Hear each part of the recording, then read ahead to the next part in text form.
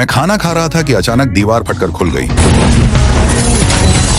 पूरी तरह हथियारबंद सैनिकों की एक टुकड़ी उस दरार से अंदर घुस आई। मैंने अपनी चॉपस्टिक्स नीचे रखी और सबसे नजदीकी सैनिक को नीचे गिरा दिया। उसकी अपनी बंदूक की नली उसके सिर से सटाकर बाकियों से हथियार गिराने की मांग की। कोई नहीं हिला, इसलिए मैंने ट्रिगर दबा दिया। मुझे पता था कि वे मुझे गोली मारने की हिम्मत नहीं करेंगे। मेरा नाम ह्यूगो टोरोप है, एक रिटायर्ड मर्केनरी। मैं बाहर इंतजार कर रहे आर्मर्ड वाहन में चढ़ गया। गोरस्की मुझे एक लड़की को अमेरिका एस्कॉर्ट करने के लिए हायर करना चाहता था। पेआउट $500,000 था और उसने एक आइडेंटिटी चिप भी दी जो किसी भी पुलिस चेक पॉइंट को पार कर सकती थी। ड्रॉप ऑफ होने के बाद मैंने एक कार में स्विच किया जो हेलीकॉप्टर द्वारा गंतव्य तक एयरलिफ्ट की गई थी। सुबह तक मुझे कॉन्वेंट में पहुंचा दिया गया। जिस लड़की को मुझे एस्कॉर्ट करना था उसका नाम ऑनरोरा था और रेबेका नाम की एक नन हमारे साथ आ रही थी। हम तुरंत लोड हो गए और ट्रेन स्टेशन की ओर रवाना हो गए। आधे रास्ते में ऑनरोरा अचानक रुक गई और उल्टी दिशा में भागने लगी। रेबेका और मैं उसके पीछे गए, उसे वापस रास्ते पर लाने की कोशिश की, लेकिन वह हर कदम पर हमसे लड़ती रही और वापस जाने से इनकार कर दिया। बहस के बीच में ही ट्रेन स्टेशन उड़ गया।